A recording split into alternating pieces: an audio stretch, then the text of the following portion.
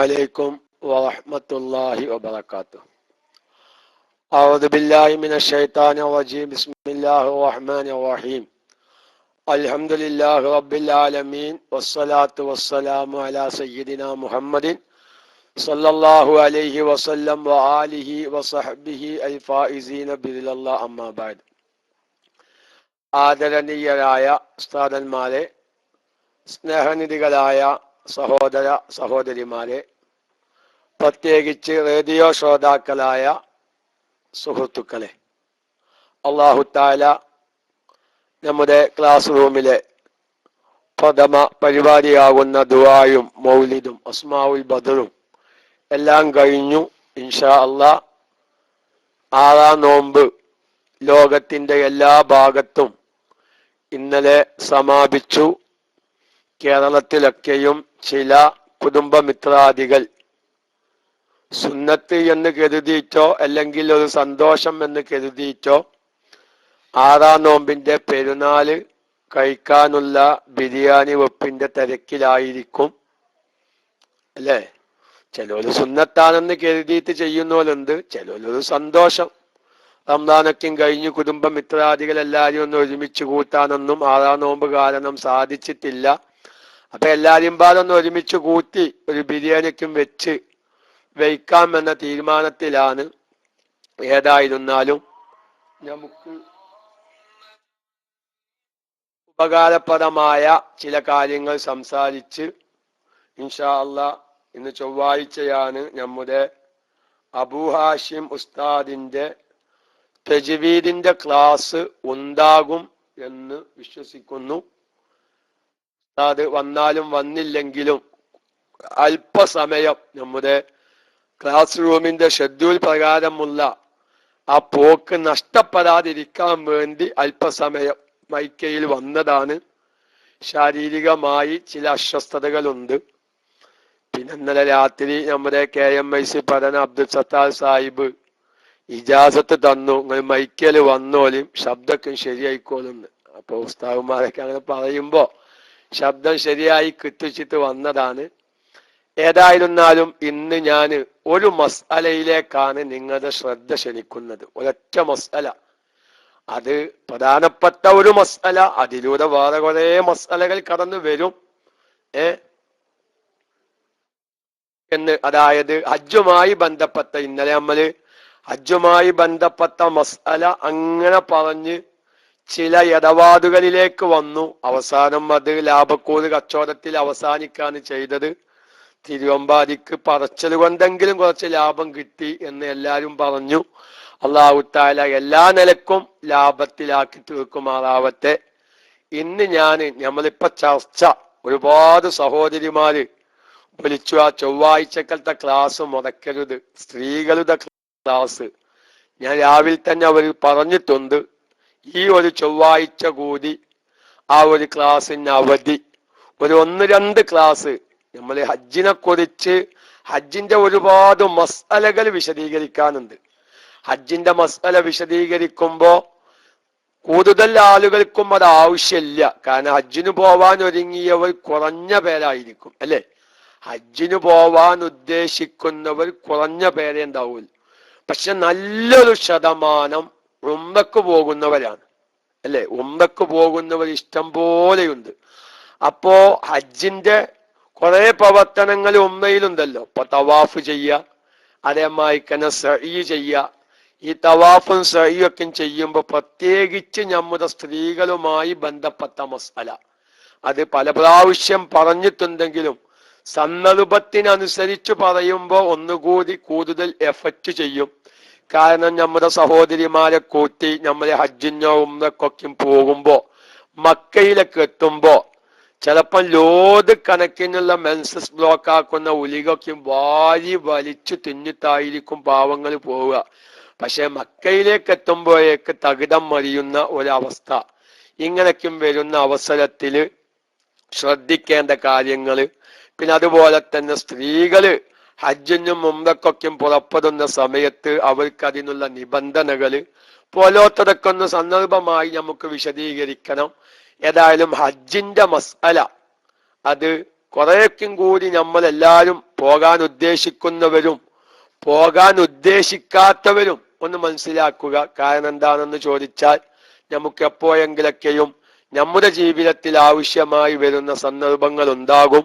അല്ലെങ്കിൽ പോകുന്നവർക്ക് നിങ്ങൾ ഏതായാലും ഹജ്ജിന് പോവുകയാണ്, പക്ഷെ ഞാൻ ഇന്ന മസാലകളൊക്കെ ഒന്ന് ശ്രദ്ധിക്കണേ എന്ന് ഉണർത്തിയില്ലെങ്കിൽ നമ്മൾ സക്കാത്തിന്റെയും ഹൈലിന്റെയും നിഫാസിന്റെയും നിസ്കാരത്തിന്റെ ഒക്കെ മസാല പറയും പോലെ എത്രയോ പാവങ്ങൾ ലക്ഷങ്ങൾ മുടക്കിയിട്ടൊക്കെ ഹജ്ജിന് പോയിട്ട് തിരിച്ചു വന്ന് അവരോടൊക്കെ ഇങ്ങനെ സുഖവിവരങ്ങളൊക്കെ ചോദിച്ചറിയുമ്പോ, ഹജ്ജിന്റെ ഓരോ പ്രവർത്തനങ്ങളൊക്കെ ഇങ്ങനെ ചോദിച്ചറിയുമ്പോ പലവരും പറയുന്നത് കേൾക്കുമ്പോ സങ്കടം തോന്നും. കാരണം ചിലപ്പം ഏതെങ്കിലൊക്കെ ഒരു കൗല് പ്രകാരമെങ്കിലും ഒരു സഹിയാകുന്ന രൂപം അല്ലാത്ത അവസ്ഥകളൊക്കെ വിശദീകരിക്കുമ്പോ, കാരണം നമുക്കറിയാം നല്ലൊരു വിഭാഗം സാധാരണക്കാര് ഈ ഗവൺമെന്റിന്റെ ഹജ്ജ് ഗ്രൂപ്പിലേക്ക് പോകുമ്പോ വേണ്ടതുപോലെ കാര്യങ്ങൾ പറഞ്ഞു മനസ്സിലാക്കി കൊടുക്കാൻ പറ്റാവുന്ന അമീറന്മാരൊന്നും ഇല്ലാത്തവരുണ്ടാകും. ഏതായാലും ഇൻഷാ അല്ലാഹ് ഹജ്ജ് സംബന്ധമായ മസാലകൾ, അതായത്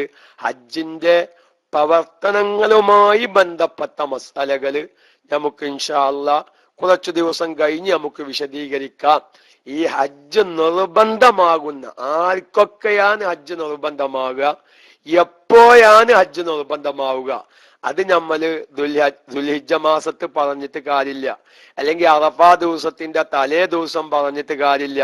പടച്ചവനെ, ഈ നിലക്കാണെങ്കിൽ എനിക്കൊരു ഹജ്ജ് നിർബന്ധമാവുമല്ലോ, എന്നിട്ടാലോ ഞാൻ ഈ ഹജ്ജ് ചെയ്യാതിരിക്കുന്നത് എന്ന് ഒരാൾക്ക് നേരത്തെ കാലത്തെ അവന്റെ മനസ്സിലേക്ക് തോന്നിയാൽ, ഞാൻ റിയാദിലാണ്, ഞാൻ ദമാമിലാണ്, ഞാൻ ജിദ്ദയിലാണ്, അല്ലെങ്കിൽ ഞാൻ അബഹയിലാണ്, അല്ലെങ്കിൽ ഞാൻ അൽജൗഫിലാണ്, ഇങ്ങനെ സൗദിയുടെ ഇന്നാലിന്ന ഭാഗത്താണ്, ഞാൻ ഒരുങ്ങിയാൽ ഇക്കൊല്ലം ഒരു ഹജ്ജിന് പോവാനുള്ള ചാൻസ് എനിക്ക് ഉണ്ടാക്കിയെടുക്കാം, ഞാൻ ഇക്കൊല്ലം തന്നെ ഈ ഹജ്ജ് നിർവഹിക്കട്ടെ. അതല്ലെങ്കിൽ റബ്ബേ, ഞാൻ ഈ കേട്ട മസ്അല പ്രകാരം എന്റെ ഉപ്പ മരിച്ചു പോയ ഉപ്പാക്കൊരു ഹജ്ജ് നിർബന്ധമായിട്ടുണ്ടാവും, എന്റെ അമ്മാക്കൊരു ഹജ്ജ് നിർബന്ധമായിട്ടുണ്ടാവും, എന്റെ അമ്മ 95 വയസ്സിലാണ് മരിച്ചത്, എന്റെ ഉമ്മ മരിക്കുന്ന സമയത്ത് നല്ലൊരു അരഞ്ഞാൽ എന്റെ അമ്മാക്ക് ഉണ്ടായിന്, എന്റെ അമ്മാക്ക് കൗത്തില് വലിയൊരു ചെയിൻ ഉണ്ടായിന്, എന്റെ അമ്മാക്ക് കാതില് കൊന്ന പൂത്ത മാതിരിയുള്ള ചിറ്റുണ്ടായിരുന്നു. പക്ഷേ ആ ചിറ്റൊക്കെ വിറ്റിട്ടൊരു ഹജ്ജിന് പോവൽ നിർബന്ധമായിരുന്നല്ലോ എന്റെ അമ്മാക്ക്.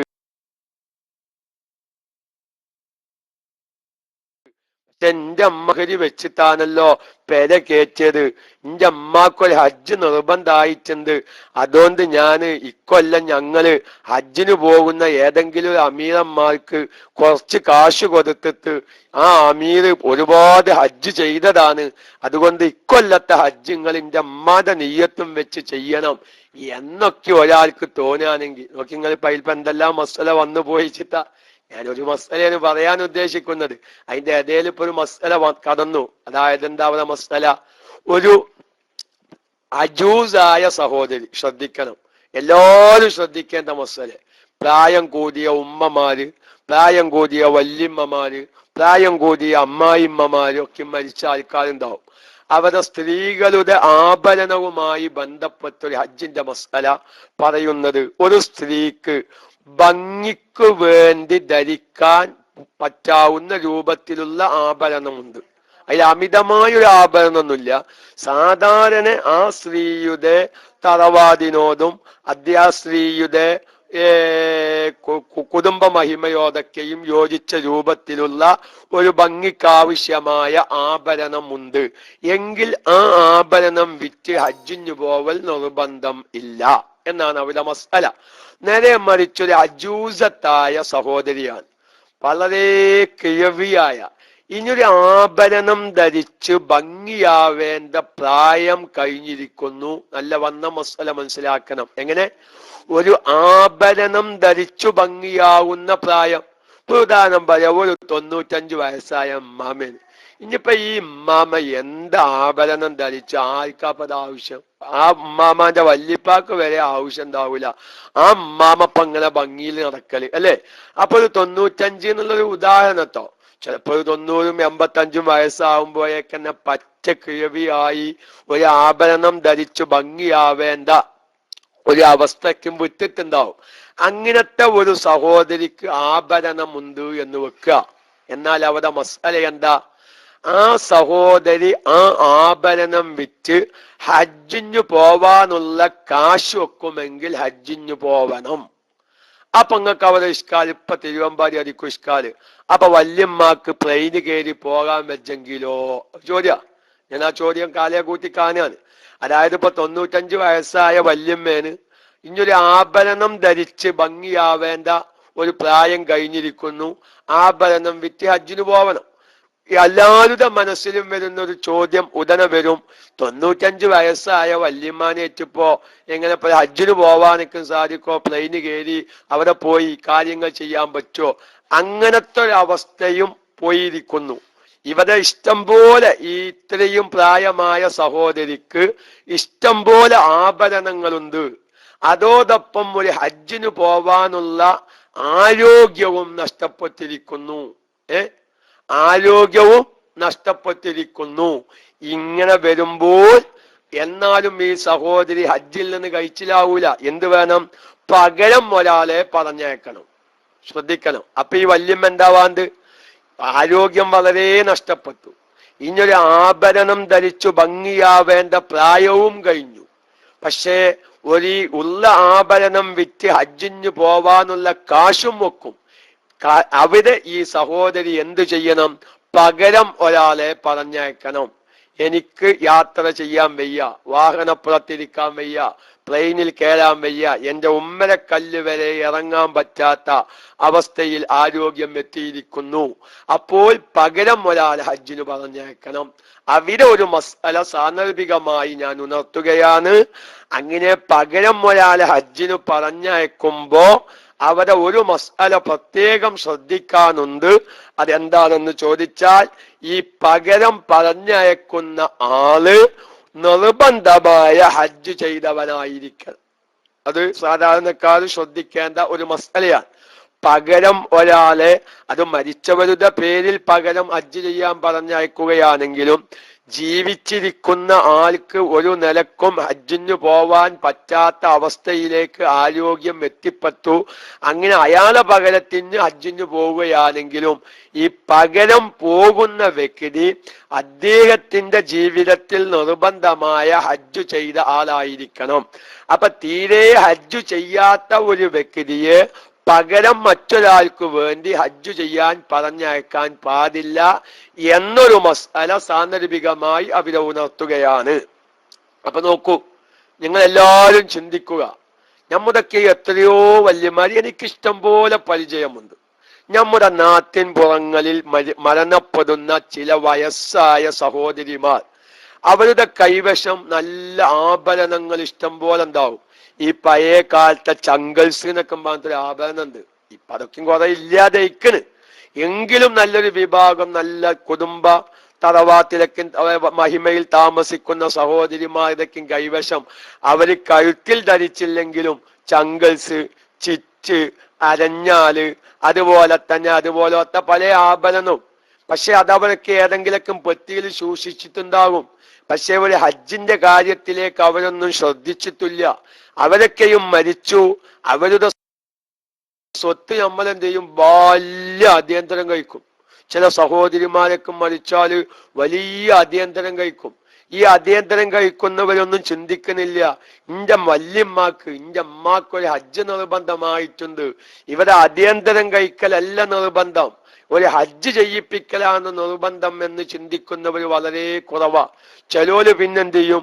അങ്ങനെ വല്യമ്മ മരിച്ച് കുറെ ആഭരണങ്ങളൊക്കെ ഉണ്ട്, വല്യമ്മക്ക് വേണ്ട കുറെ അടിയന്തരം കഴിച്ച് വേറെ കുറച്ച് കാര്യങ്ങളൊക്കെ ചെയ്ത് മക്കളെല്ലാരും പാടെ ഒരു തീരുമാനം, ഇനി നമ്മൾ വല്യമ്മയുടെ ബാക്കി സ്വത്ത് അത് നമുക്ക് പള്ളിക്കാണ്ട് കൊടുക്കുക, മദർസേക്കാണ്ട് കൊടുക്കുക. ഇല്ലേ? നിങ്ങളൊക്കെ നാട്ടിൻ പുറങ്ങളില് നിങ്ങളുടെ കുടുംബത്തിൽ തന്നെ ഒന്ന് ആലോചിച്ചാൽ അങ്ങനൊക്കെ തീരുമാനം എടുക്കുന്ന പല കുടുംബ മിത്രാദികളെയും കാണാം.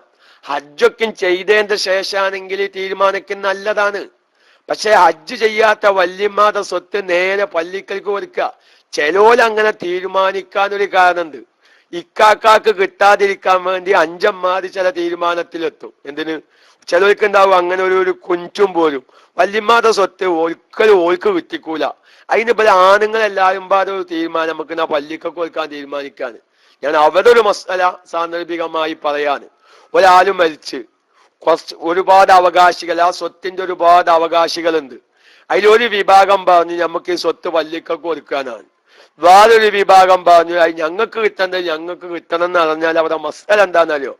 പള്ളിക്കൽക്കോ മദ്രസയിലേക്കോ മറ്റേതെങ്കിലും ദാനധർമ്മങ്ങളിലേക്കോ കൊടുക്കാൻ സമ്മതമുള്ള അവകാശികളുടെ ഓരി കൊടുക്കാം.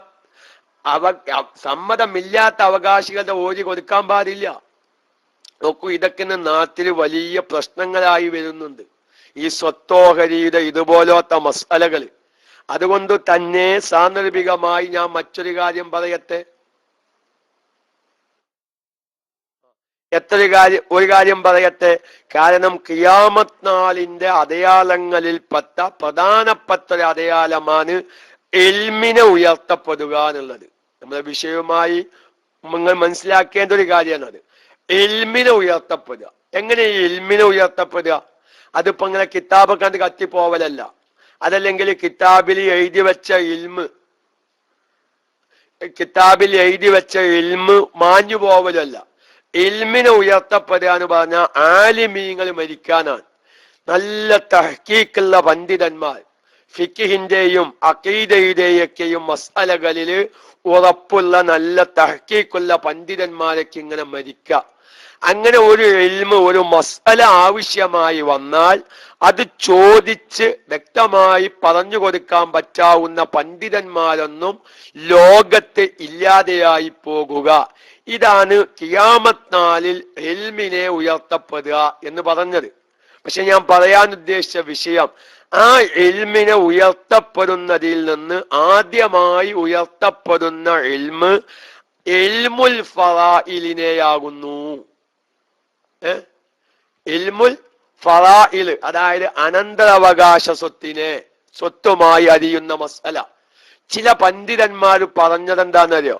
ഒരാളെ സംബന്ധിച്ച് ആലിമെന്ന് പറയണമെങ്കിൽ, ഒരു വ്യക്തിയെ കുറിച്ച് ആലിമെന്ന് പറയണമെങ്കിൽ രണ്ടു വിഷയത്തിൽ അഗാധ കഴിവ് വേണം. രണ്ടു വിജ്ഞാനത്തിൽ അഗാധ കഴിവുള്ള വ്യക്തിയെ കുറിച്ച് ആലിമെന്ന് പറയാകൂ എന്ന് ചിലർ അഭിപ്രായപ്പെട്ടിട്ടുണ്ട്. ഏതാ രണ്ട് ഇൽമ്? ഒന്ന് ഇൽമുൽ ഫറായിൽ, അനന്തരാവകാശ സ്വത്തിന്റെ മസ്അല. രണ്ടാമത്തേത് ഇൽമുൽ ഹൈളിന്റെ മസ്അല. കാരണം ഇൽമുകളുടെ കൂട്ടത്തില് വളരെ മനസ്സിലാക്കാൻ പ്രയാസകരമായ രണ്ടു ഇൽമാണ് ഇൽമുൽ ഫറായിലും ഇൽമു അഹ്കാമുൽ ഹൈളും.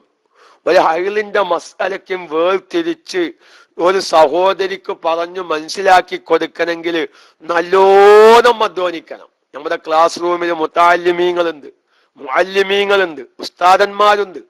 അവരോട് ഞാൻ സാന്ദർഭികമായി ഒന്ന് ഉണർത്തുകയാണ്. എന്റെ ക്ലാസ് റൂമിൽ ഇപ്പോൾ ദഅ്വാ കോളേജിലേക്കും പഠിക്കുന്ന മുതഅല്ലിം സുഹൃത്തുക്കളുണ്ട്. ഞാൻ അവരെ ഉപദേശിക്കുകയല്ല, എന്റെ വക ഒരു ഉണർത്തല്. മഹാന്മാരാവുന്ന പണ്ഡിതന്മാര് പറയുന്നു, ഇൽമുൽ ഹൈള്, ഇൽമു അഹ്കാമുൽ ഹൈള്, ഹൈളിന്റെ മസ്അലകള് പഠിക്കാന് മടിയില്ലാത്തവർക്ക് മാത്രമേ സാധിക്കുള്ളൂ. കാരണം ഓരോ മസ്അലയും, ഹൈളിന്റെ മസ്അല, അതുപോലെ തന്നെ ഇൽമുൽ ഫറായിലിന്റെ മസ്അലക്ക് ഇങ്ങനത്തെ മനസ്സിൽ ഉറക്കണമെങ്കിൽ ഒരുപാട് ഉദാഹരണങ്ങൾ പറഞ്ഞ് ആവർത്തിച്ച് പറഞ്ഞു മനസ്സിലാക്കുമ്പോഴേ അത് മനസ്സിൽ നിൽക്കുള്ളൂ എന്നാണ്. അത് മറ്റുള്ളവർക്ക് പറഞ്ഞു മനസ്സിലാക്കി കൊടുക്കാൻ പറ്റുള്ളൂ. ഇപ്പൊ അനന്തരാവകാശ സ്വത്തിന്റെ മസ്അലയ്ക്കും പഠിക്കുമ്പോ ഇങ്ങനെ ഇരുന്ന് കണക്കൂട്ടണം, ഇഷ്ടംപോലെ കണക്കൂട്ടണം. മൂന്ന് ആമക്കള്, 2 പെമ്മക്കള്, ഒരു ഉമ്മ, ഒരു മൂത്താപ്പ, ഒരു ഇളയപ്പ, മരിച്ചപ്പോ ഒരാള്, അങ്ങനെ ഒരു കണക്ക്. അങ്ങനെ ഇരുന്ന് കൂട്ടി പോലെ സ്വത്ത് വെച്ചു. പിന്നെ വേറൊരു ഉദാഹരണം എടുക്കുക. 4 ആമക്കള്, 5 പെമ്മക്കള്, ഒരു ഉമ്മത്തെ സഹോദരന്മാര്, വാപ്പത്തെ സഹോദരന്മാര്, അങ്ങനെ ഓല സ്വത്ത് വെച്ചു. അങ്ങനെ ഇരുന്ന്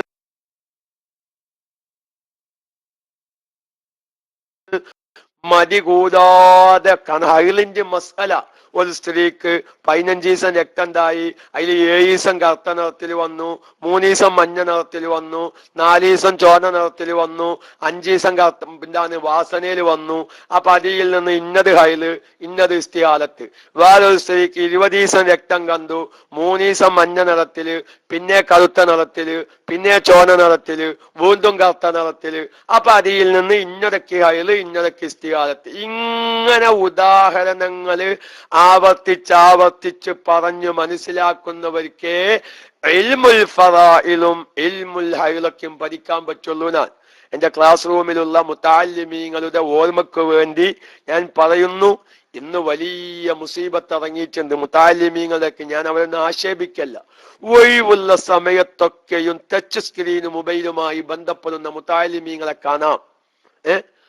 അപ്പടുത്ത് നമ്മളെ ക്ലാസ് റൂമിൽ ഒരു മുതഅല്ലിം ഉണ്ടായിരുന്നു. ഈ മുതഅല്ലിം ഇങ്ങനെ ക്ലാസ് റൂമിൽ രാത്രി 3 മണി വരെ ഇങ്ങനെ ഉറക്കൊളിച്ചിരിക്കും. ഞാൻ ഒരിക്കൽ അദ്ദേഹത്തോട് പറഞ്ഞു, നിങ്ങൾ ഇത് ചെയ്യരുത്. ക്ലാസ് റൂമിൽ ആള് വേണം, ക്ലാസ് റൂം സജീവാവണം. പക്ഷെ നിങ്ങൾക്കിപ്പൊ നിർബന്ധം ഇവിടെ ക്ലാസ് റൂമിൽ ഇരുന്ന് നേരം കളയലല്ല. നിങ്ങൾ കിതാബ് ഓതി പഠിക്കുന്ന സമയമാണ്.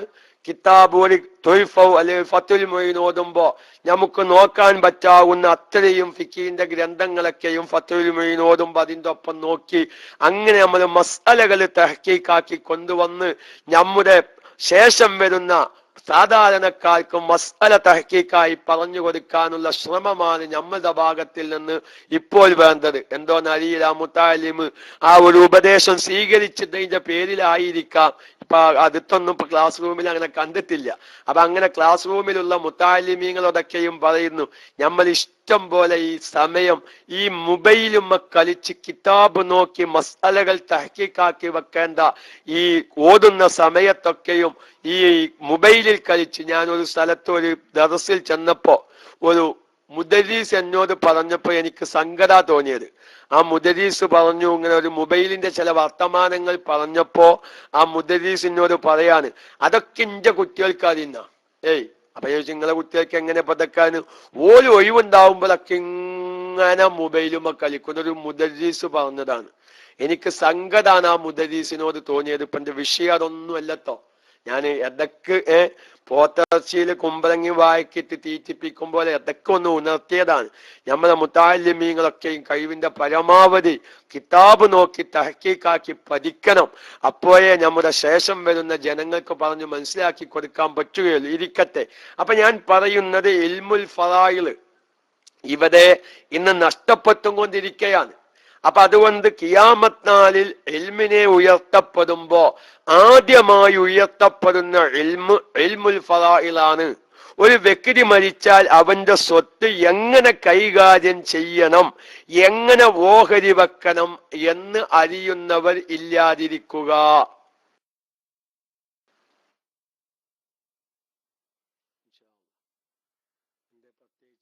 ഒരു കൂട്ടത്തിലൊരു കാര്യത്തിൽ ഉസ്താദിന്റെ കാര്യമാണ്. നമ്മളെ അബൂ നഈമ എന്ന ഐലയിലുള്ള സുഹൃത്ത് ഉസ്താദ് എടക്കളം ഉസ്താദിന് ദുആ ചെയ്യുക. നമുക്കറിയാം, വലിയ ഒരു പ്രഗത്ഭനാകുന്ന പണ്ഡിതനാണ് നമ്മുടെ എടക്കളം ഉസ്താദ്. അങ്ങനെ ഒരുപാട് തഹ്ഖീഖുള്ള നല്ല നല്ല ആലിമീങ്ങളൊക്കെയും സുഖമില്ലാത്ത അവസ്ഥയിലേക്ക് എത്തുന്ന വിവരങ്ങളാണ് മുഅ്മിനീങ്ങളെ നമ്മൾ അറിയുന്നത്.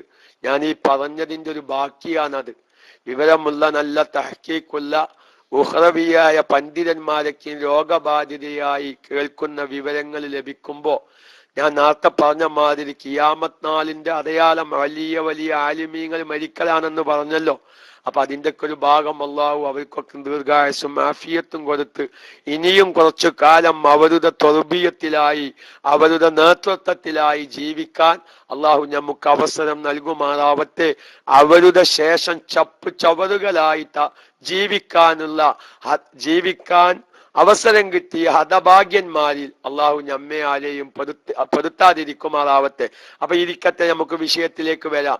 ഇപ്പൊ നമ്മൾ ഹജ്ജുമായി ബന്ധപ്പെട്ട ചർച്ചയിൽ ഒരാളും മരിച്ചാല് ആ സ്വത്ത് ഓഹരി വെക്കുന്നതിന് മുമ്പ് എന്തൊക്കെയാണ് ഈ സ്വത്തിൽ ഈ മരിച്ചുപോയ വ്യക്തിക്ക് നിർബന്ധമായത് സക്കാത്ത് നിർബന്ധമായിട്ടുണ്ടോ, ഹജ്ജ് നിർബന്ധമായിട്ടുണ്ടോ, മറ്റെന്തെങ്കിലും കാര്യങ്ങൾ നിർബന്ധമായിട്ടുണ്ടോ, ഇതൊന്നും ചിന്തിക്കാതെ, ആ ഭാഗമൊന്നും ചിന്തിക്കാതെ കുറച്ച് കാര്യങ്ങളൊക്കെ ആ മരിച്ചതിന്റെ പേരിൽ കുറച്ച് നാട്ടാചാര പ്രകാരമുള്ള കുറച്ച് കാര്യങ്ങളൊക്കെ അത് ചെയ്തിട്ട് ആ സ്വത്ത് ഓഹരി വെക്കുന്ന ഒരു അവസ്ഥയിലേക്ക് കാര്യങ്ങൾ എത്തുന്നുണ്ട്. അതുകൊണ്ട് ഞാൻ പറയുന്നു, പ്രിയപ്പെട്ട സഹോദര സഹോദരിമാരെ, നിങ്ങളുടെ കുടുംബത്തിൽ നിന്ന് വയസ്സായവർ മരിച്ചിട്ടുണ്ടാകും. പ്രായമായ ഉമ്മമാർ, വല്യമ്മമാർ, അമ്മായിമ്മമാർ, അമ്മായികൾ, മൂത്തമ്മമാരൊക്കെ മരിച്ചിട്ട് അവരുടെ സ്വത്ത് അവർക്ക് ഇഷ്ടം പോലെ ആഭരണങ്ങൾ ഉണ്ടായിരുന്നു. പക്ഷെ അവരുടെ ജീവിതകാലത്ത് അവരൊന്നും ഒരു ഹജ്ജിന് പോയിട്ടില്ല. അവരൊക്കെ 95-100 വയസ്സിലൊക്കെ മരിച്ചവരാണ്. മരിച്ചതിനു ശേഷം ഒരുപാട് ആഭരണങ്ങൾ കുടുംബമിത്രാദികൾ ഓഹരി വെച്ചെടുത്തിട്ടുണ്ട്, അല്ലെങ്കിൽ വിവരമില്ലാതെ പള്ളിയിലേക്ക് സംഭാവന ചെയ്തിട്ടുണ്ട്, മദ്രസകളിലേക്ക് സംഭാവന ചെയ്തിട്ടുണ്ട്. ഇങ്ങനത്തെവരൊക്കെയും ഇത്തരം മസ്അലകൾ ശ്രദ്ധിക്കണമെന്ന് ഞാൻ സാന്ദർഭികമായി ഉണർത്തുകയാണ്. അതുകൊണ്ട് മരിച്ചുപോയ വ്യക്തികളുടെ സ്വത്തില് ഹജ്ജ് നിർബന്ധമായ മസ്അല എല്ലാരും ഗഹനമായി പഠിച്ച്, അങ്ങനെ ഹജ്ജ് നിർബന്ധമായിട്ടാണ് അവർ മരിച്ചു പോകുകയും അവരുടെ സ്വത്തിൽ നിന്ന് പകരം ഹജ്ജ് ചെയ്യിപ്പിക്കാതെ ആരെങ്കിലും സ്വത്ത് ഓഹരി വെച്ചിട്ടുണ്ടെങ്കിൽ പരിഹാര മാർഗം കാണണം. അത് ചിലപ്പം 25 കൊല്ലം മുന്നേ ഓഹരി വെച്ചതായിരിക്കാം, 50 കൊല്ലം മുന്നേ ഓഹരി വെച്ചതായിരിക്കാം. ഇങ്ങനത്തെ മസ്അലകൾ പറയുമ്പോ പല സാധാരണക്കാരും ചോദിക്കുന്ന ഒരു ചോദ്യമാണ്, ഉസ്താദെ സംഗതി നിങ്ങൾ പറഞ്ഞത് മനസ്സിലായി, 10-30 കൊല്ലം മുന്നേ എന്റെ വല്യമ്മ മരിച്ച് സ്വത്ത് ഓഹരി വെച്ചത്, ഇനി എന്താ ചെയ്യാന്ന് വെച്ചാൽ അതിന് വിധി ഒന്നേ പറയാനുള്ളൂ. അന്ന് സ്വത്ത് ഓഹരി വെച്ച് എടുത്തവരൊക്കെ ജീവിച്ചിരിപ്പുണ്ടെങ്കിൽ അവരൊക്കെ ഒന്ന് ഒരുമിച്ച് കൂട്ടുക. ആ ഒരു ചോദ്യകർത്താക്കൾക്കാണ് ഞാൻ ഈ മറുപടി പറയുന്നത്. സംഗതി 30 കൊല്ലം മുന്നിന്റെ വല്യമ്മ അല്ലെങ്കിൽ എൻ്റെ അമ്മ മരിച്ച് അന്ന് ഇത്തരം കാര്യങ്ങളൊന്നും ശ്രദ്ധിക്കാതെ ഞങ്ങൾ ആ സ്വത്ത് ഓഹരി വെച്ചു. ഇനി എന്ത് ചെയ്യുന്നു ചോദിച്ചാൽ, അന്ന് ആ സ്വത്ത് വിഹിതം വെച്ചവർ ജീവിച്ചിരിക്കുന്നുണ്ട്, അവരെ എല്ലാരും വിളിക്കുക. സ്വത്ത് വിഹിതം വെച്ചവരിൽ നിന്ന് ചിലവര് മരിച്ചു പോയിരിക്കുന്നു എങ്കിൽ അവരുടെ അവരുടെ മക്കളെ വിളിക്കുക. നിങ്ങളുടെ വാപ്പയുടെ സ്വത്ത് നിങ്ങൾ ഉപയോഗിക്കുന്നുണ്ട്, പക്ഷെ നിങ്ങളെ വാപ്പാന്റെ സ്വത്തിൽ ഇങ്ങനൊരു ഹക്ക് ബന്ധപ്പെട്ട് കിടക്കുന്നുണ്ട്. ശ്രദ്ധിക്കണം. നിങ്ങളിത് ചിലപ്പം ചില മക്കളൊക്കെ അന്ന് സ്വത്ത് ഓഹരി വെച്ചെടുത്ത ചില മക്കൾ മരിച്ചിട്ടുണ്ടാവും. ആ മരിച്ച മക്കളുടെ മക്കൾ ഉണ്ടാവൂലേ, അവരെ വിളിക്കണം. നിങ്ങളുടെ വാപ്പ, നിങ്ങളുടെ വല്യമ്മാടെ സ്വത്ത് വിഹിതം വെച്ചെടുത്തിട്ടുണ്ട്, അതുകൊണ്ട് വല്യമ്മാടെ സ്വത്തിൽ ഒരു ഹജ്ജ് നിർബന്ധമായ മസ്അല ഇപ്പോൾ അറിയാൻ സാധിച്ചു. അതുകൊണ്ട് ആ സ്വത്ത് വിഹിതം വെച്ചവരൊക്കെ ഒരാളെ ഹജ്ജിന് പറഞ്ഞയക്കാൻ പറ്റാവുന്ന സംഖ്യ എത്ര, ആ സംഖ്യ എല്ലാരും പാടെ നിൽക്കുക. എന്നിട്ട് ഹജ്ജ് ചെയ്ത ഒരാളെ പകരം ഹജ്ജിന് പറഞ്ഞയക്കുക. അപ്പലേ ആ ഹക്കതവാത് വീടുകയുള്ളൂ. മനസ്സിലായില്ലേ? എല്ലാവർക്കും മനസ്സിലാകുന്നുണ്ടാവുമെന്ന് വിശ്വസിക്കുന്നു. അപ്പലേ നമ്മൾ ഹക്കതവാത് വീടുകയുള്ളൂ. ഇങ്ങനെ വല്യമ്മ, അപ്പൊ ഇങ്ങനെപ്പ ചിലവര് പറയും എന്റെ വല്യമ്മനും അങ്ങനെ മരിച്ചിട്ടില്ല, നമ്മളിപ്പോ എന്തിനാ ഈ മസാല ശ്രദ്ധിക്കണം? നിങ്ങൾ ശ്രദ്ധിക്കണം. ഞാൻ KMIC പഠനയോടൊരു ഉദാഹരണം പറയാം. ഈ ഒരു മസാല പഠിച്ച് നമ്മുടെ കുടുംബത്തിൽ ഏതോ ഒരു വയസ്സായ വല്യമ്മ മരിച്ചാൽ നമ്മൾ അവരെ ബന്ധപ്പെടണം. അവർ ആ സ്വത്ത് ഓഹരി വെക്കുമ്പോ നമ്മൾ അവരെ ബന്ധപ്പെടണം. നമ്മൾ മനസ്സിലാക്കിയ ഒരു മസാല ആ സ്വത്ത് ഓഹരി വെക്കുന്നവർക്ക് പറഞ്ഞ് മനസ്സിലാക്കി കൊടുക്കണം. അവർ ചെയ്യുന്നില്ലേ, ചെയ്യണ്ട, പറയൽ നമ്മളെ കടമയാണ്. ഇന്നലെ രാത്രി ഞാൻ മൈക്കയിൽ പറഞ്ഞതുപോലെ നമ്മളിപ്പോ എന്തിനാ അത് ശ്രദ്ധിക്കണ്? അത് ഓല കബറും ഓല സ്വത്തും അങ്ങനെ നമ്മൾ ചിന്തിക്കരുത്. കാരണം ഒരു നന്മയിലേക്ക് ജനങ്ങളെ ക്ഷണിക്കുക എന്നുള്ള ഒരു ഉത്തരവാദിത്തം എല്ലാ മുഅ്മിനീങ്ങൾക്കുണ്ട്. ഒരാളൊരു തെറ്റ് ചെയ്യുന്നത് കാണുമ്പോൾ സ്വത്തോഹരിയിലാവട്ടെ, സക്കാത്തിലാവട്ടെ, കച്ചവടത്തിലാവട്ടെ, നിസ്കാരത്തിലാവട്ടെ, ഒതുണ്ടാക്കുന്നതാവട്ടെ, കുലിക്കുന്നതാവട്ടെ, ഏത് വിഷയത്തിലും അയാൾ ചെയ്യുന്നത് ഒരു തെറ്റാണെന്ന് ബോധ്യപ്പെടുമ്പോൾ അത് പറഞ്ഞു മനസ്സിലാക്കി കൊടുക്കുക എന്നൊരു ഉത്തരവാദിത്വം. അതിന് ഫൈസിയാവണ്ട, സഖാഫിയാവണ്ട, അഹ്സനിയാവണ്ട, ബാക്കവിയാവണ്ട, തലപ്പാവുള്ളവനാവണ്ട, താദിയുള്ളവനാവണ്ട, നമുക്കറിയുന്ന മസ്അല ആർക്കും പറഞ്ഞു മനസ്സിലാക്കി കൊടുക്കാം. പറഞ്ഞു മനസ്സിലാക്കി കൊടുക്കാം. അതുകൊണ്ട് എല്ലാവരും ഇത്തരം മസലകളൊക്കെയും മനസ്സിലാക്കി അവനവന്റെ കുടുംബത്തിൽ ഇങ്ങനത്തെ ഒരു അവസ്ഥ വരുമ്പോ അവരുമായി ബന്ധപ്പെട്ട് വിഷയങ്ങൾ പറഞ്ഞു മനസ്സിലാക്കി കൊടുക്കുമ്പോ നമ്മുടെ ഈ ദഅവ, നമ്മുടെ ഈ ഒരു ക്ലാസ് ഒരുപാട് ജനങ്ങളിലേക്ക് എത്തിക്കാൻ പറ്റും. അതുകൊണ്ട് എന്റെ പ്രിയപ്പെട്ട സുഹൃത്തുക്കള് അത്തരം ചോദ്യങ്ങളുമായി അത് 30 കൊല്ലം മുന്നേ ഓഹരി വെച്ച് ആരൊക്കെയോ തിന്നു നന്നായിപ്പോയി എന്നൊക്കെ പറയുന്ന ചില സാധാരണക്കാരുണ്ട്. ഇനിയിപ്പോ നമ്മളത് ആലോചിച്ചിട്ട് എന്താ, പക്ഷേ ആലോചിക്കാനുണ്ട്.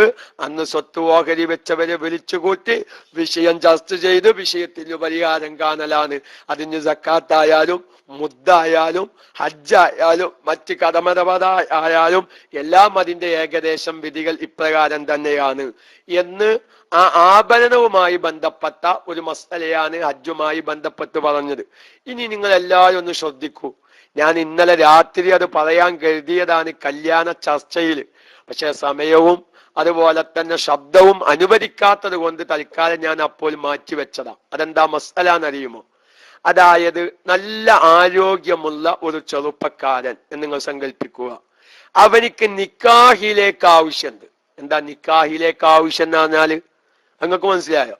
നിക്കാഹിലേക്ക് ആവശ്യമുണ്ട് എന്ന് പറഞ്ഞാൽ അവന്റെ ശാരീരികമായ വികാരം ഒതുക്കാൻ ഒരു കല്യാണം കഴിക്കൽ അത്യാവശ്യമാണ്. കല്യാണം കഴിക്കുമ്പോ അതിന് ചെലവുണ്ടല്ലോ, ചെലവില്ലേ? വെറുതെ ആരെങ്കിലും കല്യാണം കഴിച്ചു തരുമോ? ചെലവ് എന്ന് പറഞ്ഞാൽ നമ്മൾ ഉദ്ദേശിച്ച ചെലവല്ല. കല്യാണത്തിന്റെ തലേ ദിവസം 50 കിലോ അരിയും 40 കിലോ കോയും, പുതന്നിന് മാറ്റി നിൽക്കാൻ 30,000 രൂപ സാരി, പിന്നെ ഒരു 10-25,000 രൂപ പന്തലും. ഇതൊന്നല്ല ഈ കല്യാണ ചെലവ് പറഞ്ഞത്. മഹർ, കല്യാണത്തെ ദിവസം അന്നത്തെ രാവും പകലും ആ പെണ്ണിനുള്ള ഭക്ഷണം, താമസിക്കാനുള്ള വീട് പോലത്തെ ചെലവുകളല്ലേ. ഈ ചെലവിലേക്ക് ഒരു സംഖ്യ ഇവന്റെ കൈവശമുണ്ട്. എല്ലാവരും ശ്രദ്ധിക്കേണ്ട ഒരു മസലയാണ്. ഈ മസല ശ്രദ്ധിക്കുമ്പോൾ നമുക്കൊരു പാദങ്ങളുണ്ട്. ഇന്ന് എത്രയോ ചെറുപ്പക്കാര് ഹജ്ജ് ചെയ്യാത്ത ചെറുപ്പക്കാര് എത്രയോ ലക്ഷങ്ങൾ മുടക്കിയിട്ട് ദൂർത്തടിച്ച് കല്യാണം നടത്തുന്ന ചെറുപ്പക്കാർ ഇല്ലേ? നമുക്കൊരു ചെറുപ്പക്കാരനെ ഉപദേശിക്കാൻ ഈ മസ്അലയിലൂടെ സാധിച്ചെങ്കിൽ ആ ഒരു ചെറുപ്പക്കാരന്റെ മനസ്സിന് മാറ്റം വന്നാൽ നമ്മുടെ ആഖിറം നമുക്ക് വിജയിപ്പിച്ചെടുക്കാൻ പറ്റും. ഞാൻ പറയട്ടെ, ഞാൻ ആദ്യം മസ്അല പറയാം, എന്നിട്ട് നമുക്ക് ദൂരത്തിലേക്ക് വരുമ്പോൾ എളുപ്പങ്ങൾക്ക് ഈ മസ്അല തിരിയും. എങ്ങനെ? അതായത് ഒരു നിക്കാഹിലേക്ക് ആവശ്യമുള്ള ഒരു വ്യക്തി അവൻ നിക്കാഹു ചെയ്യാൻ നിന്നാൽ ഹജ്ജിന് പോവാനുള്ള കാശൊക്കൂല. ഹജ്ജിന് പോവാൻ നിന്നാൽ നിക്കാഹ് ചെയ്യാനും കൂടൂല. രണ്ടിനും കാശ് തയ്യില്ല. ദിവസവും സമയവും അല്ല വിഷയം. ഹജ്ജിന് പോയാൽ നിക്കാഹിന്റെ ദിവസം കിട്ടൂല, അതൊന്നല്ല വിഷയം. ഹജ്ജിന് പോവാൻ ഒരുങ്ങിയാൽ നിക്കാഹിനുള്ള പൈസ തയ്യില്ല. നിക്കാഹു ചെയ്യാൻ നിന്നാൽ ഹജ്ജിന് പോവാൻ പൈസ തയ്യില്ല. ഏതെങ്കിലും ഒന്നിനുള്ള പൈസയുള്ളൂ എന്ന് വെക്കുക.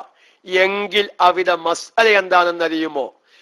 ഒരാൾക്ക് നിക്കാഹിലേക്ക് ആവശ്യമായി എന്നതിന്റെ പേരിൽ ഹജ്ജ് നിർബന്ധമാവാതിരിക്കൂല. ഒന്നും കൂടി ആ മസ്അല നിങ്ങൾ മറ്റു സാധാരണ ചെറുപ്പക്കാർക്കൊക്കെയും പറഞ്ഞു മനസ്സിലാക്കി കൊടുക്കാൻ വേണ്ടി ഞാൻ പറയാൻ. എങ്ങനെ മസ്അല? ഒരാൾക്ക് നിക്കാഹിലേക്ക് ആവശ്യമായി എന്നതിന്റെ പേരിൽ ഹജ്ജ് നിർബന്ധമാവാതിരിക്കൂല എന്നാണ് മസ്അല. നോക്കിങ്ങള്, അന്നൽ ഹാജത്ത നിശ്ചയമായിട്ടും ആവശ്യം, ലിന്നിക്കാഹി നിക്കാഹിലേക്ക് ആവശ്യമാവൽ, ലാ തംനഉ അത് വിലങ്ങുകയില്ല, അൽ ഉജൂബ ഹജ്ജ് നിർബന്ധമാവല്ലേ. എത്ര ചെറുപ്പക്കാര് ദൂർത്തടിച്ച് കല്യാണം നടത്തിയിട്ട് ഹജ്ജ് ചെയ്യാത്ത ചെറുപ്പക്കാരുണ്ട്. ഒരു കല്യാണ ചെലവ്, ഒരു പുതിയാപ്പലയുടെ കല്യാണ ചെലവാണ് 5 ലക്ഷം 6 ലക്ഷം. ഒരു പെൺകുട്ടിയുടെ കല്യാണ ചെലവല്ല. ഒരു പെൺകുട്ടിയുടെ കല്യാണ ചെലവ് 5 ലക്ഷം 6 ലക്ഷം എന്ന് പറഞ്ഞാൽ അത്ഭുതമില്ല.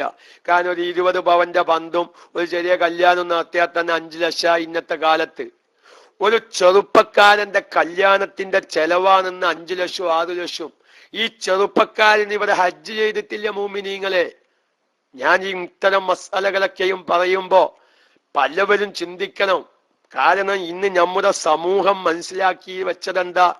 അപാരമായ സ്വത്തുള്ള വ്യക്തിക്ക് ഹജ്ജ് നിർബന്ധാവുള്ളൂ. ഇപ്പോ എല്ലാരും ഹജ്ജിനു പോവേണ്ടി വരും. അങ്ങനെ തന്നെ മസല.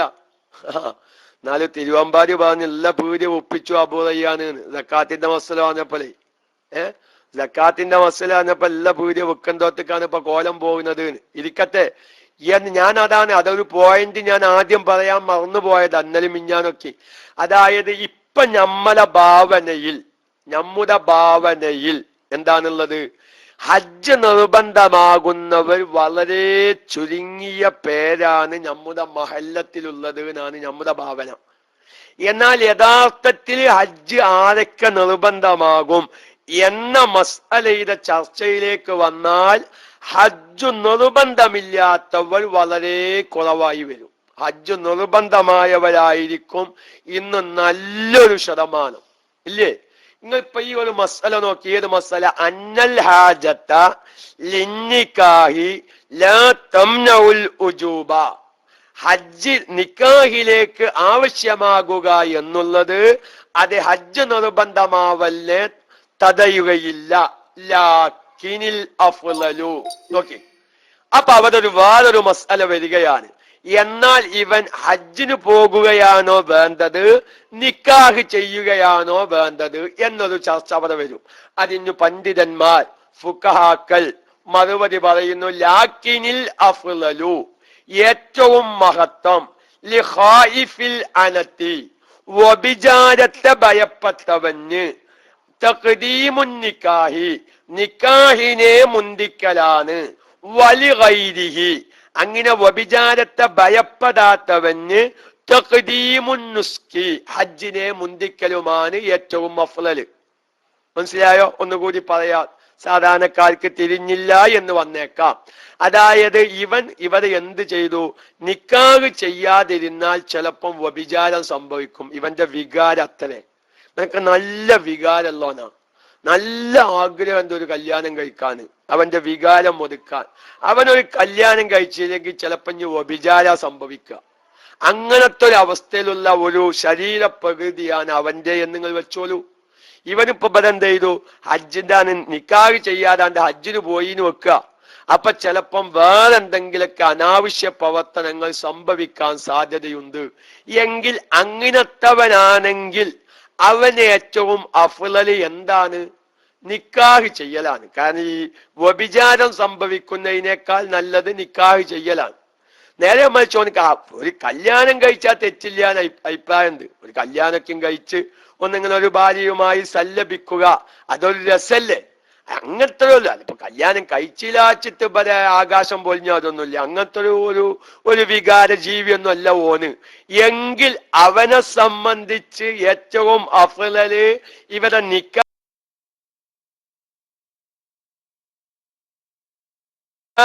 ചെയ്യലല്ല. പിന്നെ എന്താ അതിങ്ങനെ വരാൻ കാരണം? മഹാന്മാർ അതിന് കാരണം പറയാണ്. ഇവിടെ ഒരാൾക്ക് നിക്കാഹിലേക്ക് ആവശ്യമായി എന്നതിന്റെ പേരിൽ ആ വ്യക്തിക്ക് ഹജ്ജ് നിർബന്ധമാവാതിരിക്കൂല എന്ന് പറയാൻ കാരണം എന്താ? അന്നൻ നിക്കാഹ മിനൽ മലാദി, ഈ നിക്കാഹ് എന്നുള്ളത് ഒരു രസപത്ര അല്ലേ? അതൊരു രസാണ്, അത്രേ ഉള്ളൂ. ആ രസത്തിലൂടെ നമുക്ക് സന്താനങ്ങൾ ഉണ്ടാവുന്നു, അള്ളാഹു ബറക്കത്ത് നൽകട്ടെ.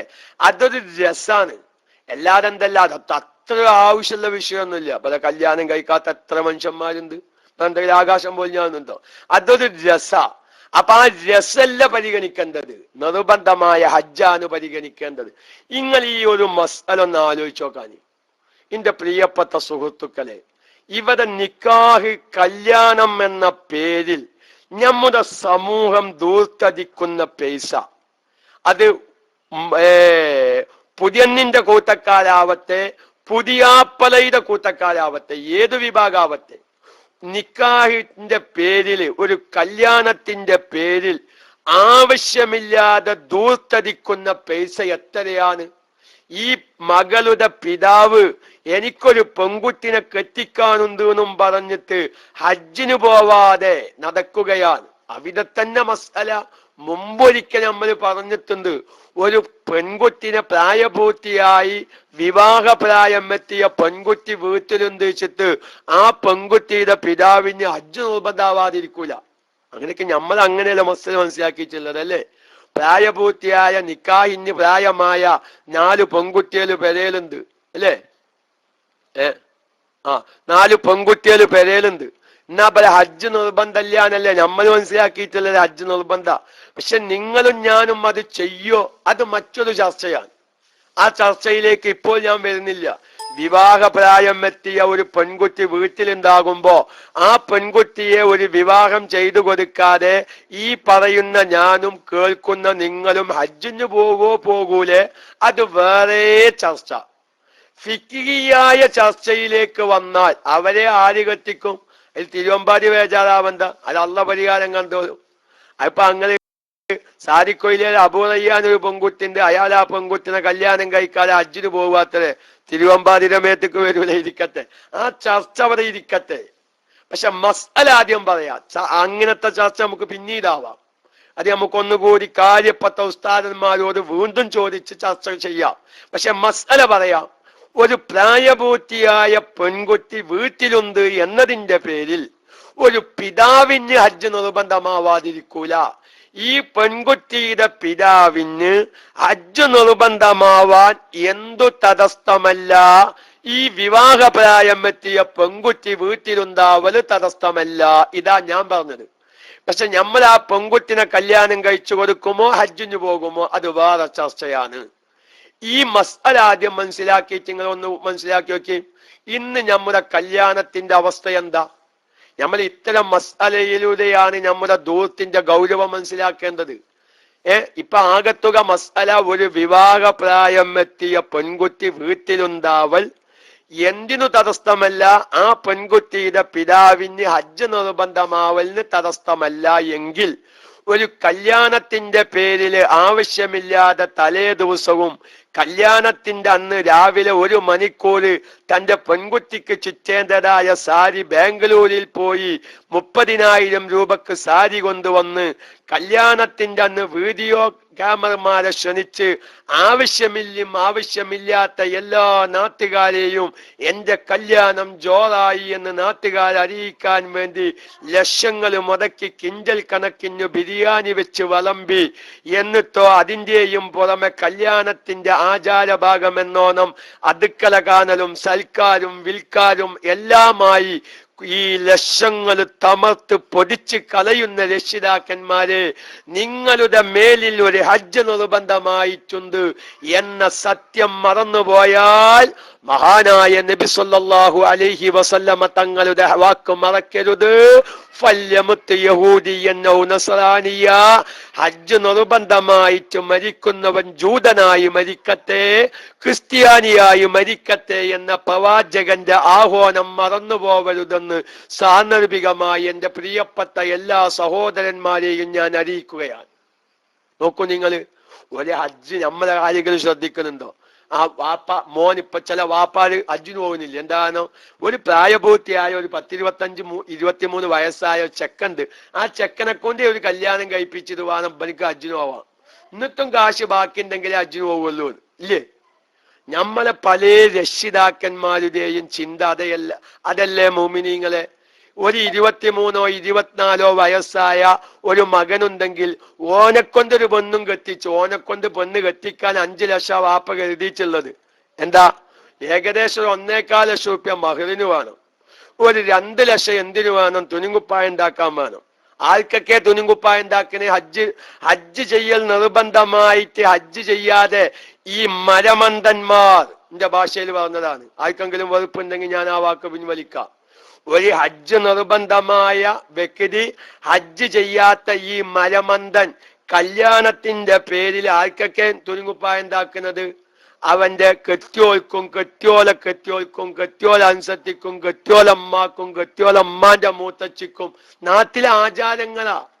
ഒരു തുണിങ്കുപ്പായ ഉണ്ടാക്കുമ്പോ ആര് പറഞ്ഞതോ ഇങ്ങനൊരു ആചാരം? ഇസ്ലാമിലുണ്ടോ? അള്ള പറഞ്ഞിട്ടുണ്ടോ? റസൂലുള്ള പറഞ്ഞിട്ടുണ്ടോ? ഒരു മകനെ ഒരു മകൻക്ക് ഒരു മകൻ കല്യാണം കഴിക്കുമ്പോ ആ പെണ്ണിന്റെ ജ്യേഷ്ഠത്തിക്കും പെണ്ണിന്റെ അൻസത്തിക്കും പെണ്ണിന്റെ അമ്മാക്കും പെണ്ണിന്റെ അമ്മാന്റെ വല്യമ്മാക്കും മൂത്തമ്മാക്കും ഇളയമാക്കൊക്കെ തുണിങ്ങുപ്പായ ഉണ്ടാക്കി കൊടുക്കണമെന്ന് ഇസ്ലാം നിർദ്ദേശിച്ചിട്ടുണ്ടോ? ഇതിനു വേണ്ടി ലക്ഷങ്ങൾ ചെലവഴിച്ചിട്ട് ഹജ്ജ് നിർബന്ധമായിട്ട് ഹജ്ജ് ചെയ്യാതെ ഈമാൻ കിട്ടി മരിക്കാതിരിക്കാനാണോ നമ്മുടെ സമൂഹത്തിൽ ഒരു വിഭാഗം ആഗ്രഹിക്കുന്നത്? ഞാൻ അതിന്റെ ഒരു ഗൗരവത്തിലായതുകൊണ്ട് എന്റെ ശബ്ദം കൂടിപ്പോയതാണ്. ആ ഒരു വിഷയം എല്ലാവരും ഗഹനമായി ചിന്തിക്കാൻ വേണ്ടി നോക്കി. നിങ്ങൾ ഇതിന്റെ പേരിൽ ഒരു നിക്കാഹ് ചെയ്യൽ ആവശ്യമുള്ള ഒരു ചെറുപ്പക്കാരന് ഹജ്ജ് നിർബന്ധമാവാതിരിക്കില്ല എന്ന് പറഞ്ഞാൽ ഇന്നത്തെ ദൂർത്തുകൾ എവിടെ എത്തുന്നുണ്ട്? എന്നിട്ട് ഇപ്പൊ അങ്ങനെ നടക്കുകയാണ്. എന്റെ മകളെ കല്യാണം കഴിഞ്ഞു, മകന്റെ കല്യാണം കഴിഞ്ഞതിന്റെ പേരിൽ 4 ലക്ഷം രൂപയാണ്. ചിലപ്പം വഷൾത്തരം തോന്നുകയാണ്. അതായത് നമ്മൾ ആ കല്യാണത്തിന് പോയിട്ട് ഇഷ്ടം പോലെ വാരി വലിച്ച് തിന്നിട്ടുണ്ട്. എന്നിട്ട് 4 ദിവസം കഴിഞ്ഞാൽ കാണാം ഇവന് കല്യാണ വീട്ടിൽ അങ്ങാടിയിലുള്ള സൂപ്പർ മാർക്കറ്റ് കച്ചവടക്കാരനൊരു വർത്താനം, എല്ലാ കല്യാണത്തിന് അരി കൊണ്ടുപോയ കാശ് ഇതുവരെ കിട്ടിയിട്ടില്ലല്ലോ, നമ്മൾ ഈ നമ്മളത് കേൾക്കണമെന്ന് ആലോചിച്ച് നോക്കി. നമ്മളെ ചേരൂർ അബ്ദുള്ള ഉസ്താദിന്റെ ഭാഷയെ പറഞ്ഞാല് കുറച്ചും കൂടി ഗൗരവത്തിൽ പറയേണ്ടി വരും. ചേരൂർ അബ്ദുള്ള ഉസ്താദൊക്കെ ആ വാക്കിൽ അത് ഉറുപ്പില്ലാതെ തിന്നു പോകുന്നു അർത്ഥം. ഞാൻ അങ്ങനെയൊന്നും പറഞ്ഞില്ല. നമ്മൾ അബ്ദുള്ള ഉസ്താദിന്റെ പ്രസംഗം കേട്ടവർക്കൊക്കെ അറിയാം അല്ലെ, ഉറുപ്പില്ലാതെ നമ്മളിങ്ങനെ തിന്നു പോരാണ്. ഇവരെ ചിലപ്പം മാസം കഴിഞ്ഞിട്ടും ഈ അരിയുടെ കാശ് കൊടുത്തിട്ടില്ല, ഈ കോഴിയുടെ കാശ് കൊടുത്തിട്ടില്ല. ഇവൻ എന്താക്കി, ഇവന്റെ കല്യാണം ജോറാണെന്ന് ജനങ്ങൾ പറയാൻ കിട്ടുന്നോത്തോളം കടം വാങ്ങിയിട്ട് എന്നിട്ട് നിക്ക് ഹജ്ജ് നിർബന്ധമില്ല, ഞാൻ അങ്ങനെ വിഷമത്തിലാണ്, ഇങ്ങനെ പ്രയാസത്തിലാണ്. ഈ കരങ്ങളൊന്നും അള്ളാന്റെ ഭാഗത്ത് ഉയർത്തിയിട്ട് കാര്യമില്ല മക്കളെ. കാരണം നമ്മൾ ആവശ്യമില്ലാതെ ദൂർത്തടിച്ചിട്ട് ഒരു ഹജ്ജ് നിർബന്ധമായിട്ട് അതുപോലും ചെയ്യാതെ കുറെ കല്യാണത്തിന് ആർപ്പ് വിളിച്ച് കല്യാണം നടത്തിയിട്ട് ഞാനാണ് സ്വർഗത്തിന്റെ നടുത്ത വാതിൽക്ക കൂടെ കടക്കാന്ന് പറഞ്ഞാല് വെറുതെ പിന്നെ ഈ പാവപ്പെട്ട ഈ മുഅ്മിനീങ്ങളൊക്കെ പിന്നെന്താ സ്വർഗത്തിന്റെ വരിക്കേരിയ പോയി നിൽക്കണമെന്നാണ് ഇവരൊക്കെ ആഗ്രഹിക്കുന്നത്. അല്ലാഹു തആല നമ്മുടെ സമൂഹത്തിന് ബോധം നൽകട്ടെ. ബോധമില്ലാത്ത സമൂഹത്തെ ഇത്തരം ബോധത്തിലേക്ക് തിരിച്ചു കൊണ്ടുവരാൻ അള്ളാഹു നമുക്ക് അവസരം നൽകുമാറാവട്ടെ. അതുകൊണ്ട് ഞാൻ എൻ്റെ ക്ലാസ് ഇവിടെ അവസാനിപ്പിക്കുകയാണ്. കാരണം കൂടുതൽ തുടരാൻ എനിക്ക് പ്രയാസമുണ്ട്. ഇൻഷാ അല്ലാഹ് നമുക്ക് ഇന്നലത്തേക്ക് മാതിരി വൈകുന്നേര സമയത്ത് കൂടുതൽ ആളുകൾ ഉണ്ടാവുമ്പോ ഇത്തരം മസ്അലകൾ വീണ്ടും ചർച്ചയ്ക്ക് ചെയ്ത് ഒരുപാട് മനസ്സിലുകളിലേക്ക് റബ്ബേ, ഒരു നിക്കാഹ് ആവശ്യമായവന് പോലും ഒരു ഹജ്ജ് നിർബന്ധമാണെന്ന് വരുമ്പോ ഞാൻ എൻ്റെ കല്യാണത്തിനൊക്കെ എത്ര പൈസ ദൂർത്തടിച്ചിട്ടുണ്ട്. ഞാൻ റിയാദിലായിരുന്നു ജോലി, ഞാൻ അബഹയിലായിരുന്നു ജോലി, ഞാൻ അൽജൗഫിലായിരുന്നു ജോലി. അവിടുന്നൊരു ഹജ്ജിന് പോവുകയാണെങ്കിൽ ഒരു 10-50,000 ഉറുപ്പ്യ ഉണ്ടെങ്കിൽ എൻ്റെ ജീവിതത്തിൽ ഒരു ഹജ്ജ് എനിക്ക് ചെയ്യാമായിരുന്നു. അതുപോലും ചെയ്യാതെ ലക്ഷങ്ങൾ തമർത്തിട്ടാണല്ലോ ഞാനൊരു കല്യാണം നടത്തിയത്. എത്രയും പെട്ടെന്ന് ഞാനൊരു ഹജ്ജ് ചെയ്യാൻ നോക്കട്ടെ എന്ന് ഒരു ചെറുപ്പക്കാരെന്ന് ചിന്ത വന്നാൽ അള്ളാഹു നമ്മുടെ ഈ പ്രവർത്തനം, നമ്മുടെ പറച്ചല് കേൾക്കല് എല്ലാം അള്ളാഹു സാലിഹായ അമലായി സ്വീകരിക്കും. അള്ളാഹു തആല നമുക്കെല്ലാവർക്കും ഒരു ഹജ്ജും ഉംറയും ചെയ്യാനുള്ള തൗഫീക്ക് നൽകുമാറാവട്ടെ എന്ന് പറഞ്ഞ് ഇനി അതിന്റെ ഈ ഒരു മസ്അലയുടെ ബാക്കി കൂടി പറയാൻ. എങ്ങനെ മസ്അല? അപ്പൊ ഒരാൾക്ക് നിക്കാഹിലേക്ക് ആവശ്യമായി, ഹജ്ജും ചെയ്യണം, രണ്ടിനും പാടല്ല, കാശില്ല. അങ്ങനെ ഓൻ എന്ത് ചെയ്തു? നിക്കാഹ് ചെയ്തു. ശ്രദ്ധിക്കണട്ടോ, നിക്കാഹ് ചെയ്തിട്ട് ഹജ്ജ് ചെയ്യാൻ സൗകര്യം കിട്ടുന്നതിന്റെ മുമ്പ് ഓൻ അങ്ങോട്ട് മരിച്ചു. ആ മസ്അല കൂടി ഇങ്ങോട്ട് മനസ്സിലാക്കുമ്പോഴാണ് നമ്മളെ കല്യാണത്തിന്റെ ദൂരത്തിന്റെ ഗൗരവം തിരിയുക. എങ്ങനെ? നമ്മൾ പറഞ്ഞ മസ്അല എന്താ? ആകത്തുക മസ്അല പറഞ്ഞത് എങ്ങനെയാണ്? ഒരാൾക്ക് നിക്കാഹിലേക്ക് ആവശ്യമാവല് ഹജ്ജ് നിർബന്ധമാവലിനെ തടസ്സപ്പെടുത്തുകയില്ല. അപ്പൊ ഒരാൾക്ക് വേണമെങ്കിൽ എന്ത് ചെയ്യാം? അവന് വികാരം കൂടിയൊക്കെ ഒരവസ്ഥ, കല്യാണം കഴിച്ചില്ലെങ്കിൽ വ്യഭിചാരം പോലോത്തതൊക്കെയും അവനിൽ നിന്ന് സംഭവിക്കാം എന്ന് പേടിയുള്ളവന് ആദ്യം നിക്കാഹ് ചെയ്യാം, എന്നിട്ട് ഹജ്ജിന് പോയാൽ മതി. പിന്നെ പോയാൽ മതി. പക്ഷേ ഓൻ ഇല്ല കാശേറ്റോ നിക്കാഹ് ചെയ്തു, ഹജ്ജ് ചെയ്യാൻ കൂടിയില്ല. ഹജ്ജ് ചെയ്യുന്നതിന്റെ മുമ്പേ അവൻ മരിക്കുകയും ചെയ്തു എങ്കിൽ അവിടെ എന്താ മസ്അല മുഅ്മിനീങ്ങളെ? പണ്ഡിതന്മാർ ബുജൈരിമി പോലത്തെ കിതാബുകളിൽ അതിന്റെ മസ്അല എങ്ങനെയാണ് പറയുന്നത് എന്നറിയോ? ഫലൗ ഖദ്ദമഹു, നോക്ക, ഫലൗ ഖദ്ദമഹു, അപ്പോ ഒരാൾ ഹജ്ജിനേക്കാൾ എന്തിനെ മുന്തിച്ചു? നിക്കാഹിനെ മുന്തിച്ചു. വലം യഹുജ്ജ, അവൻ ഹജ്ജ് ചെയ്തില്ല. വമാത, അങ്ങനെ അവൻ മരിക്കുകയും ചെയ്തു. എങ്ങനെ മസ്അല? ഹജ്ജ് ചെയ്യാതെ കാശും നിക്കാഹ് ചെയ്യാതെ കാശും ബാധ രണ്ടിനും ബാധ തയ്യില്ല. അപ്പൊ ഓൻ എന്തേലും ആദ്യം നിക്കാഹ് ചെയ്തു, അങ്ങനെ ഓനെ ഹജ്ജ് ചെയ്യാതെ ഓനങ്ങത്ത് മരിക്കുകയും ചെയ്താൽ ഇസ്തഖറൽ ഹജ്ജു അലൈഹി, അവന്റെ ഉത്തരവാദിത്തത്തിൽ ഒരു ഹജ്ജ് നിർബന്ധമായിട്ടാണ് അവൻ മരിച്ചിട്ടുള്ളത്. നോക്കിങ്ങള് എങ്ങനെ? ഇസ്തഖറൽ ഹജ്ജു അലൈഹി, അവന്റെ മേലിൽ ഒരു ഹജ്ജ് നിർബന്ധമായിട്ടാണ് അവൻ മരിച്ചിട്ടുള്ളത്. വീട്ടപ്പതനം മിൻ തെരിക്കത്തിഹി, അവൻ ഒഴിച്ചിട്ട സ്വത്തിൽ നിന്ന്. മസ്അല അങ്ങനെയാണ്. അങ്ങനെ ഇവൻ നിക്കാഹ് ആദ്യം ചെയ്തു, അവൻ എന്ത് ചെയ്തു? മരിക്കും ചെയ്തു ഹജ്ജ് ചെയ്യാതെ. ഇവൻ ഒരു ഹജ്ജ് നിർബന്ധമായിട്ടാണ് മരിച്ചിട്ടുള്ളത്.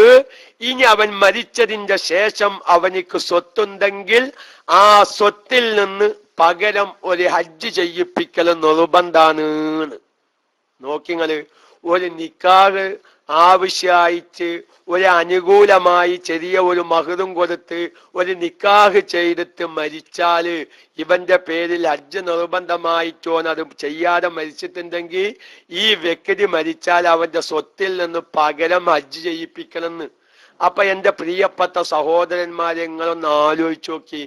ഈ ദൂർത്തടിച്ച് കല്യാണം നടത്തുന്ന ചെറുപ്പക്കാരെ, ദൂർത്തടിച്ച് കല്യാണം നടത്തുന്ന രക്ഷിതാക്കന്മാരെ, നിങ്ങൾ എങ്ങനെയാണ് ഇത്ര വലിയ ഒരു സംഖ്യ കല്യാണത്തിന് ചെലവഴിച്ചിട്ട് ഹജ്ജ് ചെയ്യാതെ ഈ ലോകത്തോട് വിട പറഞ്ഞ് നാളെ ആഖിറത്തിൽ എത്തുമ്പോ വിരല് കടിച്ചിട്ട് കാര്യമില്ല.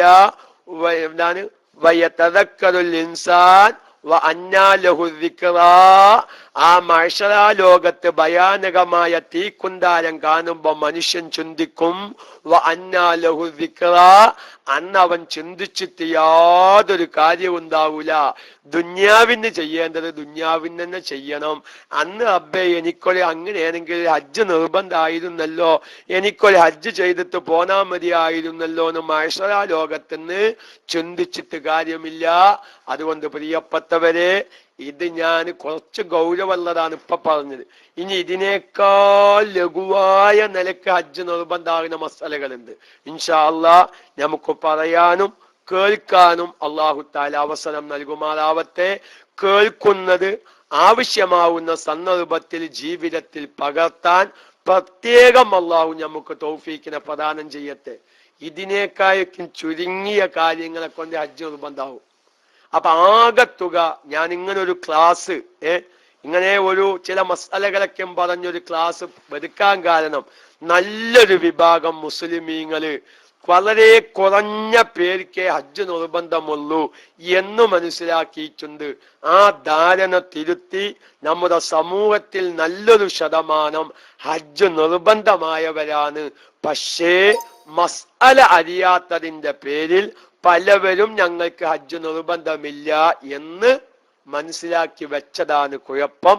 അള്ളാഹു നമ്മുടെ ക്ലാസ് റൂമിലൂടെ അങ്ങനെ തെറ്റായി മനസ്സിലാക്കി വെച്ച കാര്യങ്ങളൊക്കെ തിരുത്തി ഇസ്ലാമിന്റെ 5 ഫറള് അല്ലെ, ഇസ്ലാമിന്റെ ഫറള് 5 അതിൽ സക്കാത്തും പറ്റും ഹജ്ജൊക്കും പറ്റില്ലേ, എല്ലാ ഫറളുകളും പൂർത്തീകരിച്ച് വലാ തമൂതുന്ന ഇല്ലാ വ അന്തും മുസ്ലിമൂൻ, നിങ്ങൾ മുസ്ലിമീങ്ങളായിട്ടല്ലാതെ മരിക്കരുത്.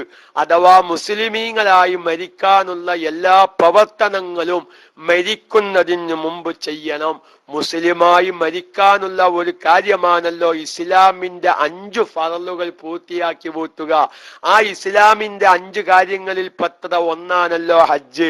അപ്പൊ നമുക്കൊരു ഹജ്ജ് നിർബന്ധമായിട്ടുണ്ടെങ്കിൽ ഈ ഹജ്ജും ചെയ്തിട്ട് മരിക്കുമ്പോഴാണ് മുസ്ലിമായി മരിക്കാൻ നമുക്ക് സാധിക്കുക. അള്ളാഹു മുസ്ലിമായി കാമിലായ ഈമാനോടുകൂടെ ഒരു വെള്ളിയാഴ്ച രാവിലോ വെള്ളിയാഴ്ച പകലിലോ ലാ ഇലാഹ ഇല്ലല്ലാ എന്ന കലിമത്ത് തൗഹീദ് ചൊല്ലി മരിക്കാൻ അള്ളാഹു നമുക്ക് തൗഫീഖിനെ പ്രദാനം ചെയ്യട്ടെ. അത് ഹബീബിന്റെ മദീനയിൽ വെച്ചാവാൻ നമുക്ക് ഭാഗ്യം സിദ്ധിച്ചവരാകട്ടെ. അള്ളാഹു നമുക്കെല്ലാവർക്കും വിശുദ്ധമായ കഅബാലയത്തിങ്ങൾ ചെന്ന് അള്ളാഹുവേ ആ കഅബയുടെ കില്ല പിടിച്ച് പൊട്ടിക്കരഞ്ഞ് ആ കഅബാലയത്തിന്റെ ചുറ്റുഭാഗത്ത് ദുആക്ക് ഇജാബത്ത് കിട്ടുന്ന സ്ഥലങ്ങളിലൊക്കെയും വെച്ച് പൊട്ടിക്കരഞ്ഞ് ദുആ ചെയ്ത് റബ്ബേ അറഫാ ഭൂമിയിൽ പൊട്ടിക്കരയുന്ന ഒരു ഖൽബോടുകൂടെ കണ്ണോടുകൂടെ ഒരു ദുൽഹജ്ജ് 9 അന്ന് അറഫാ ഭൂമിയിൽ നിൽക്കാൻ ഭാഗ്യം സിദ്ധിച്ച മുഅ്മിനീങ്ങളുടെ കൂട്ടത്തിൽ ഞങ്ങളെ പെടുത്തനെ അല്ലാ. ഞങ്ങളുടെ ക്ലാസ് റൂമിലെ മുഴുവൻ പ്രവർത്തകരെയും പെടുത്തനെ അല്ലാ. ഞങ്ങളുടെ ക്ലാസ് റൂമിലെ മുഴുവൻ ശ്രോതാക്കളെയും പെടുത്തനെ അല്ലാ. ഞങ്ങളുടെ ക്ലാസ് റൂമിനെ ശാരീരികമായി മാനസികമായി സാമ്പത്തികമായി സഹായിക്കുന്ന എല്ലാവർക്കും ആ ഭാഗ്യം നീ നൽകണേ അല്ലാ. ഹജ്ജ് മഖബൂലും മബ്റൂറുമായ ഹജ്ജിനിക്ക് സ്വർഗമല്ലാതെ മറ്റൊരു പ്രതിഫലമില്ല എന്ന് ഹബീബ് പറഞ്ഞ ആ ഹജ്ജ് ചെയ്യാൻ ഞങ്ങൾക്ക് നീ ഭാഗ്യം പ്രദാനം ചെയ്യണേ അല്ലാ.